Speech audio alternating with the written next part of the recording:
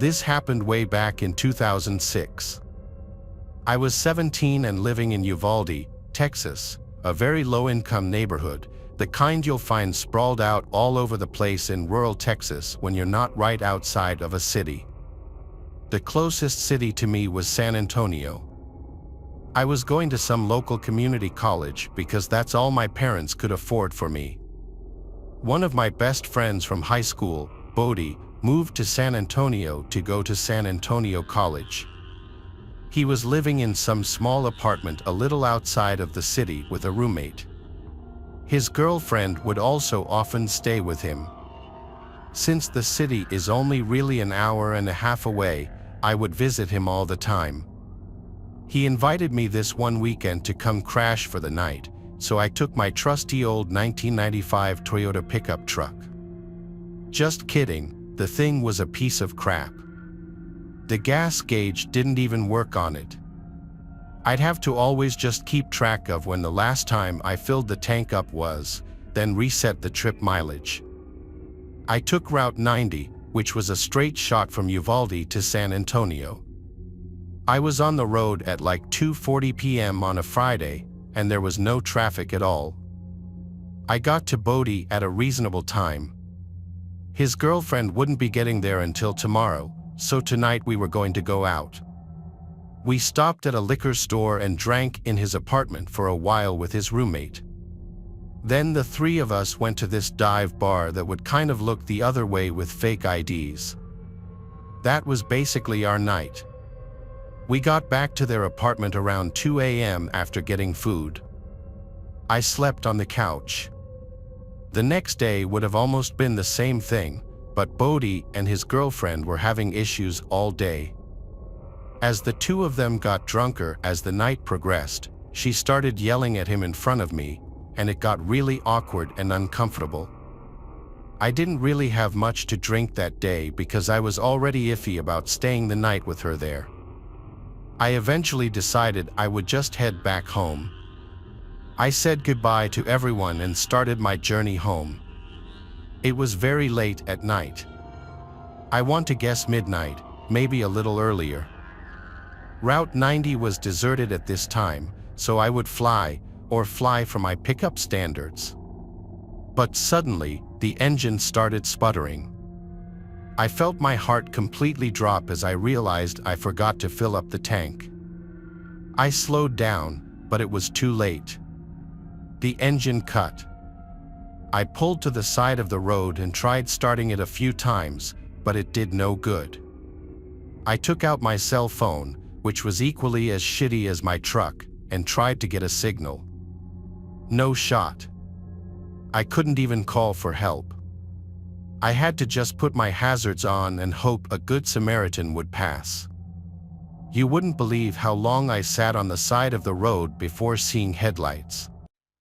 I waved my arms as the car approached, but it zoomed past me, ignoring me. This happened again after another 10 minutes or so.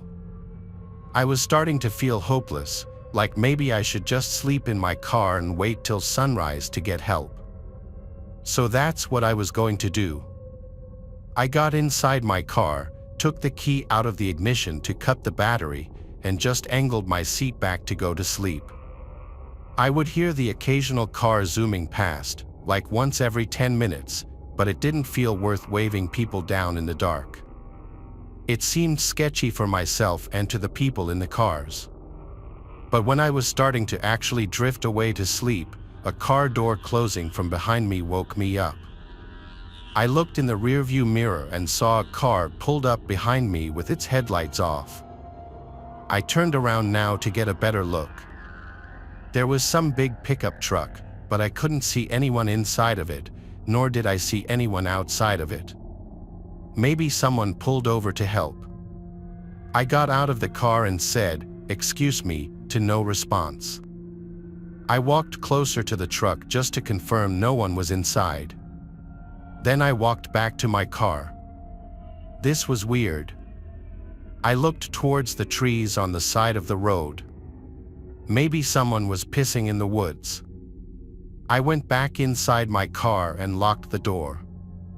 This was just too weird. Suddenly, there was a tap at my window. I jumped. I looked to see a man looking down at me into the car, smiling. I didn't do anything yet. He said, "Hey, buddy, need a hand?" I lowered the window a crack and said, "Hey, I ran out of gas." The man said, "That's quite the predicament. Step out and give me a hand with this real quick."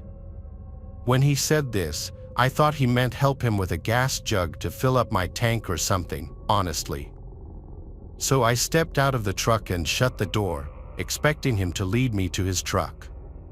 But he stood there, looked down at me because he was much taller, still smiling, and said, "I need you to empty your pockets, please." It took me a second to process what he meant. I was literally a broke college student driving a piece of pickup truck. I wasn't about to get robbed of the only cash I had in my phone. I ran for it in the direction of the trees. I'm small but fast. I turned around and saw he was chasing after me. Once I made it into the trees, I zigzagged all over the place until I seemed to lose him. Then I crouched behind a big tree to catch my breath. When I heard him approaching closer, I quieted my breath. I heard him say out loud, "I'll kill you, you piece of." I don't know if he was just saying it out loud out of anger or if he wanted me to hear it, but I was too scared to move. Even after I heard his footsteps move away, I didn't move. In fact, I stayed in this position the rest of the night, eventually laying behind this big tree up until dawn.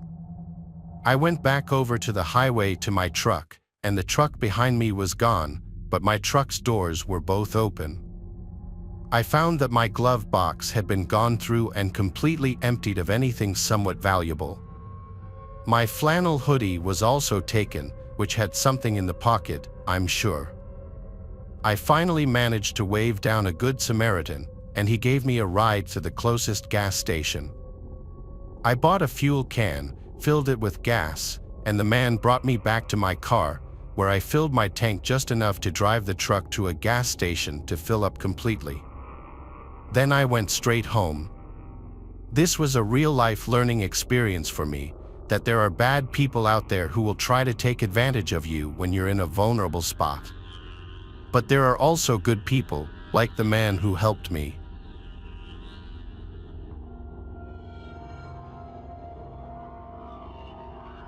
Our final story takes us to a desolate stretch of highway, a ribbon of cracked asphalt cutting through a barren landscape. This is not a road frequented by travelers. The few gas stations that dotted its length had long since been abandoned, their pumps dry and their windows boarded up like hollow eyes staring out at the emptiness. A young couple, eager for a weekend getaway, found themselves stranded on this forgotten highway. Their car sputtered its last as the gas gauge hit empty. They had ignored the warning signs, the lack of other cars, the eerie silence that hung heavy in the air, too caught up in their own excitement to heed these signs. Now, they were stranded. The sun beat down on the cracked asphalt, the air thick with the smell of dust and despair. The silence was unnerving, broken only by the occasional cry of a hawk circling overhead.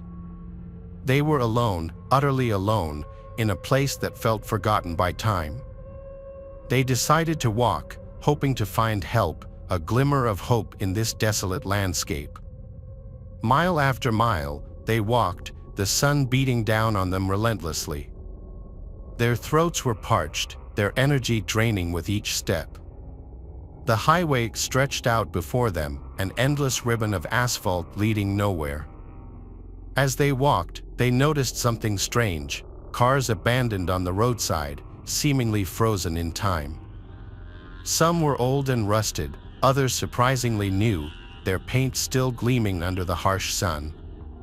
Each car was eerily empty, their interiors undisturbed, as if their occupants had vanished into thin air.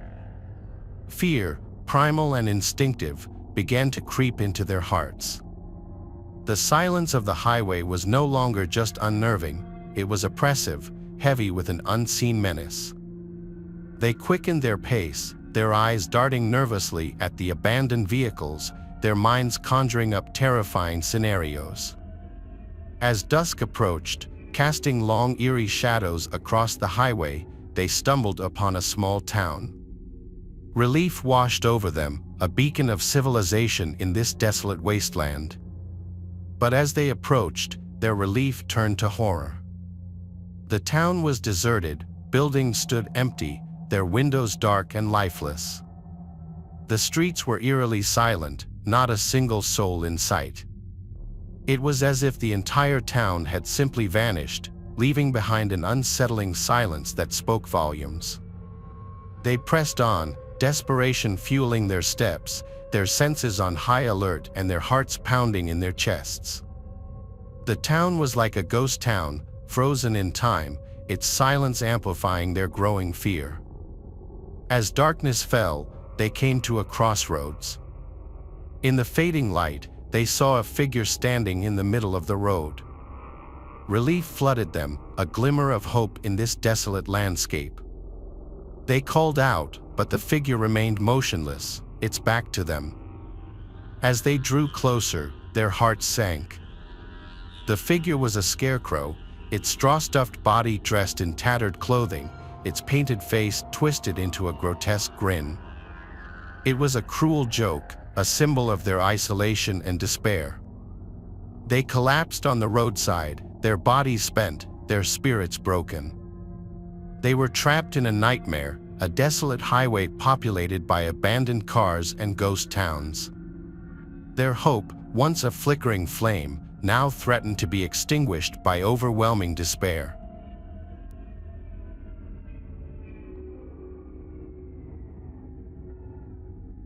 Looks like there's a storm approaching. I glanced out the window of the car and looked behind us as my fiancée, Kiva, came out of the shop with a bag of snacks for our trip. The sky looked gray just a few feet behind us down the road. I heard low rumbling as Kiva opened the driver's side door and got in. "Do you think the roads will get bad?" I asked her. She glanced behind us for a few seconds before turning on the engine. The 80s station we had been listening to on our road trip turned on, and the music filled the car as Kiva pulled out of the gas station parking lot. "We can always pull over if they do," she replied. "Don't you think we should fill up on gas soon?" I asked. "I think we should be fine for now." I glanced over at the dashboard. "There's a quarter of a tank left," I noted. "Babe, it's fine. Trust me. You worry too much. Besides, that's more than a quarter." I sighed as I tried not to let it bug me. I hated getting lower than half a tank in my own car, it stressed me out to no end. We pulled out onto the road, and I grabbed my phone. As I opened the weather app, I looked at the forecast for the day, sunny with a high of 95. That couldn't be right. I made sure that I had cell service before opening the app again, thinking that maybe it would refresh. It didn't, and the forecast still said the same. "Huh," I said. "That's weird." "What's weird?" Kiva asked. I looked in the side mirror at the darkening skies behind me. The clouds were catching up to us quickly. "Melanie," I glanced back at Kiva. "The weather app says it's supposed to be sunny today. Maybe the app is down." "Yeah, maybe," I replied. We continued down the road and stopped at a red light. I shifted in my seat so I could look behind us at the approaching storm. I could see the dark clouds moving across the sky, heading directly towards us. I turned back to face the road ahead of us when suddenly the sound of thunder boomed across the sky. I jumped as it was followed by a flash of lightning. All of a sudden, a scream erupted behind us. "What was that?" Kiva asked. "Oh my God, what the," someone yelled. The people in the cars around us began to roll down their windows to get a better view of whatever was happening. Kiva shifted the car into park and undid her seatbelt as she opened the door and stepped out of the car. I followed, walking between the traffic. As I followed Kiva, there was a crowd forming a few feet away where an old woman was crying and shouting nonsense. I looked up at the sky again and noticed that the gray clouds were even closer now, and I couldn't see anything in the distance anymore. I glanced back towards the car and then up at the traffic light, which was now green. No one was driving off yet, though, as everyone had gotten out of their cars to investigate. Suddenly, the loud sound of crushing metal caught my attention. As I looked towards the sound, a white pickup truck had been almost completely crushed. I squinted to get a closer look and noticed that there seemed to have been a person inside the truck when it was flattened, and their blood and insides covered the windshield. I looked away quickly as I took deep breaths, trying not to gag. Other people had started to walk toward the crushed truck, and some were gagging and backing up as they realized what they were seeing. "What did?" Someone screamed again. The sound of crushing metal was heard, and the second car had been crushed. This time, it had only been the hood of the car that had been crushed, and the driver ran out to look at the damage. "Get back in your cars now," someone screamed. I locked eyes with Kiva, and we ran to the car, getting in and slamming the doors shut. As Kiva shifted back into drive and managed to pull in between the cars and speed through the intersection, I kept looking behind us as the clouds continued to approach. I could see raindrops now. Some of the people had made it away just in time, and others got caught in the rain. The sound of multiple cars being crushed filled the street as Kiva sped down the road. Luckily for us, it was mainly empty. I held on to the armrest as Kiva kept speeding. "Is that the rain doing that?" I asked, glancing back again. "I think so," Kiva muttered.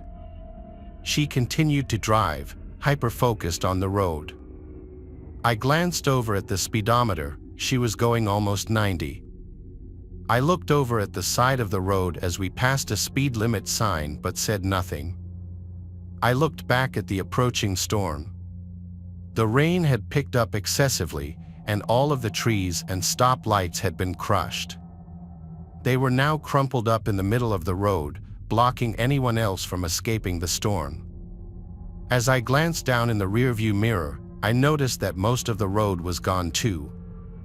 There were giant holes everywhere, making it impossible to drive on. My body flung forward as Kiva hit the brakes. All of a sudden, the sound of the screeching brakes and the tires on the road filled my ears as she tried to stop the car. She exclaimed, and the car finally came to a stop.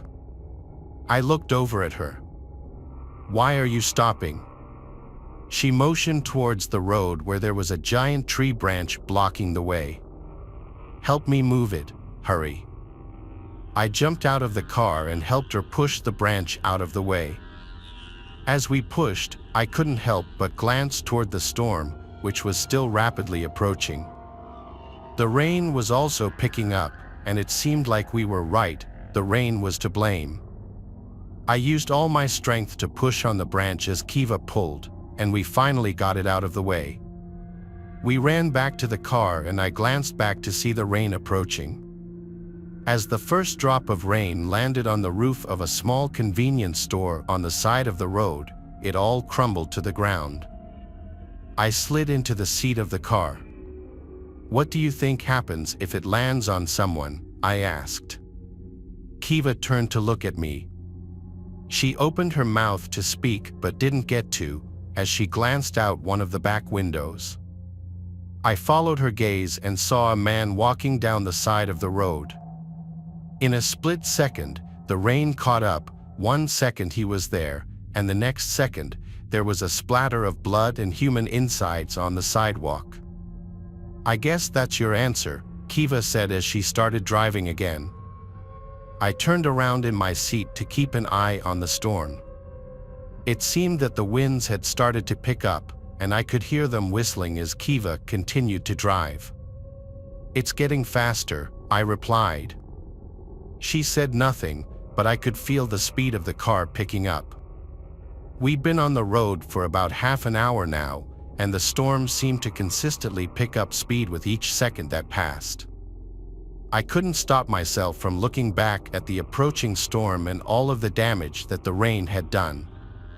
We'd seen it crush a few more people as it passed through. I don't know how long this storm is going to last or how far out it's going to travel, I thought. But I'm hoping that I can at least warn a few people. Maybe you can make a plan to outrun it. We're going to run out of gas soon, and there's no way that we would have enough time to stop and fill up on gas without the storm catching up to us and crushing our car, and then us. I don't know what we're going to do. We haven't even passed another car that we could potentially steal to try to outrun the storm. I don't know if anyone will even see this or how this will even help, but if you start to see the storm approaching, start running.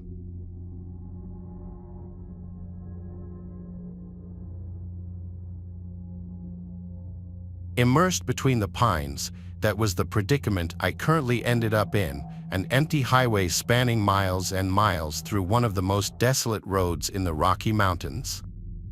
How long had it been since I was at Jim's diner, looking at the sky gray and foreboding, obvious that a storm was on the horizon.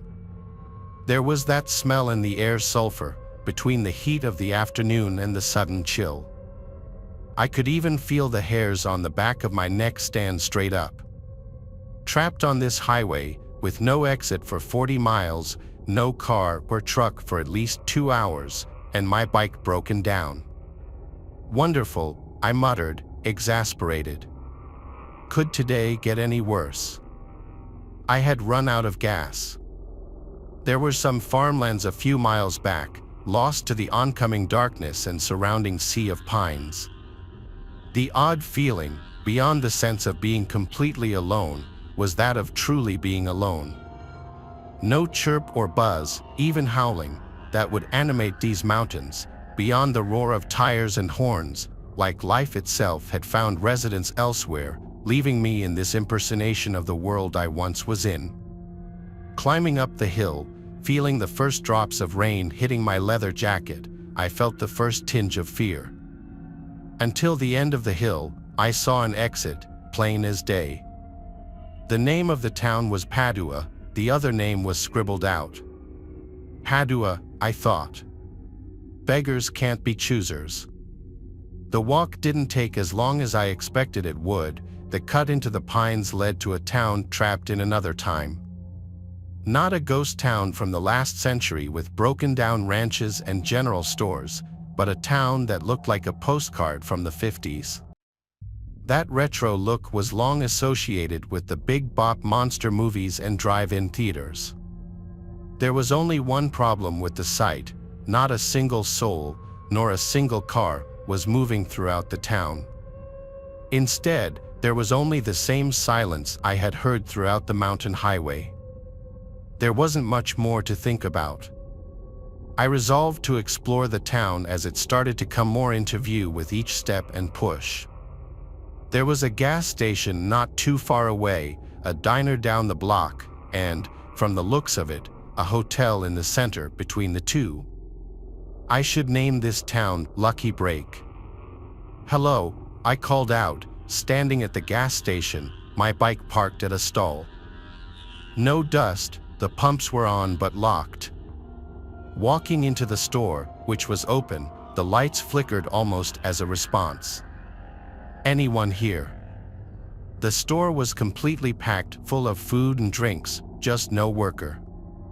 Maybe he's on break, I muttered to myself, trying not to dissect the logic any further. I grabbed a protein bar and a bottle of water. It was still cold and fresh to the touch. There was a feeling that I was being watched. Maybe it was just the eerie feeling of being alone. As the doors shut behind me, I could have sworn I saw a shadow sitting at the register.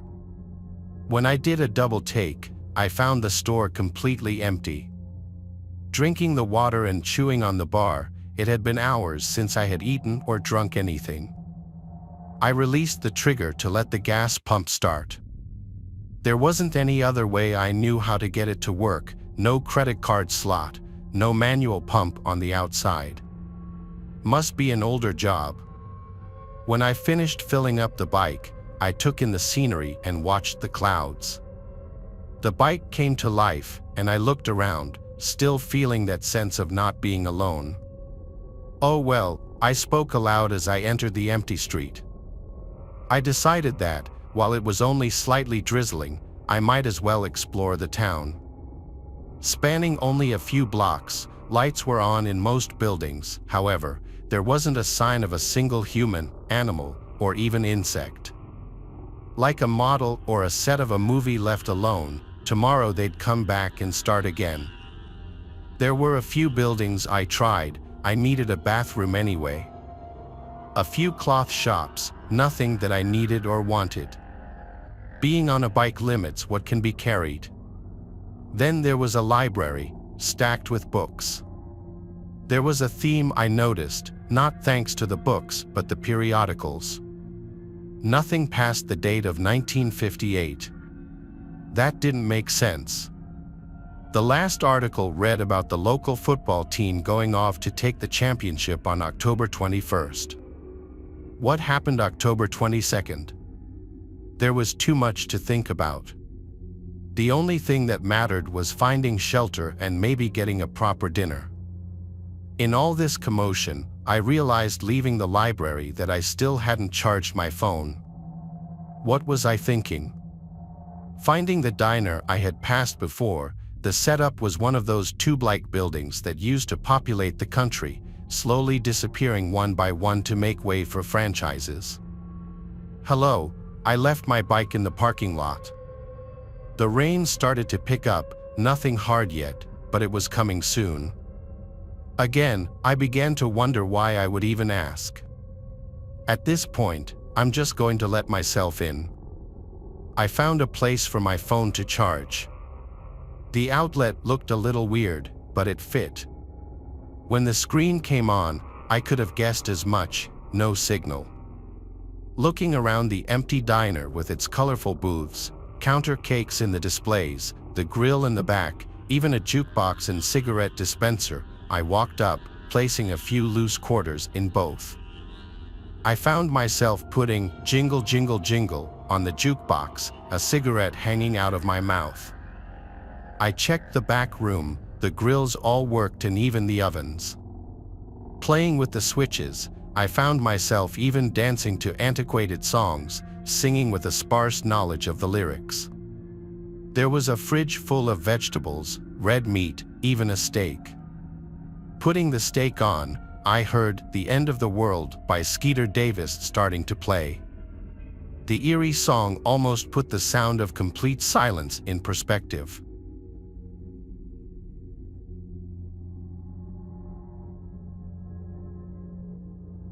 Our first story takes place under the unforgiving glare of the desert sun. Miles and miles of sand stretch in every direction, baking under the intense heat. Imagine finding yourself stranded in this desolate landscape, the silence broken only by the wind whistling through the dunes. This is the nightmare that became a reality for one unfortunate traveler. He had been driving for hours, the monotony of the road lulling him into a false sense of security. He had ignored the gas gauge, its needle dipping dangerously low, too focused on reaching his destination. Then it happened. The engine sputtered, coughed, and died, leaving him in stunned silence. He was stranded miles from civilization, the nearest town nothing more than a dot on a map he'd hastily consulted hours ago. Panic began to set in, a cold dread creeping up his spine as the gravity of the situation sunk in. The sun beat down relentlessly, the heat radiating off the sand making the air shimmer. He had a meager supply of water, a granola bar, and the clothes on his back. Hope, it seemed, was in short supply. Days turned into a desperate struggle for survival. The relentless sun sapped his energy, the scorching sand burned his skin. He rationed his water, each sip a precious commodity, but dehydration was a constant threat. The vastness of the desert mocked him, a desolate wasteland stretching endlessly towards the horizon. As darkness fell, the desert transformed into a chilling tableau. Gone was the oppressive heat, replaced by a bone-chilling cold that cut through his thin clothing. The silence was broken only by the howl of the wind, a mournful sound that echoed his growing despair. He huddled in his car, a meager shelter against the elements, with fear as his only companion. Days turned into nights, each one blurring into the next, a terrifying cycle of scorching days and freezing nights. His hope dwindled with each passing hour, replaced by a gnawing fear that he wouldn't make it out alive. He had become a prisoner of the desert, trapped in a desolate wasteland with no escape. One day, while stumbling through the sand, his vision blurred from dehydration, he spotted something in the distance. Was it a mirage, a cruel trick of his exhausted mind? As he stumbled closer, his heart pounding in his chest, he realized with a surge of hope that it was a road, a ribbon of asphalt cutting through the desolate landscape. With renewed determination, he dragged his weary body towards the road, each step a victory against the relentless grip of the desert. As he finally reached the roadside, he collapsed, his body spent, his spirit broken but not extinguished.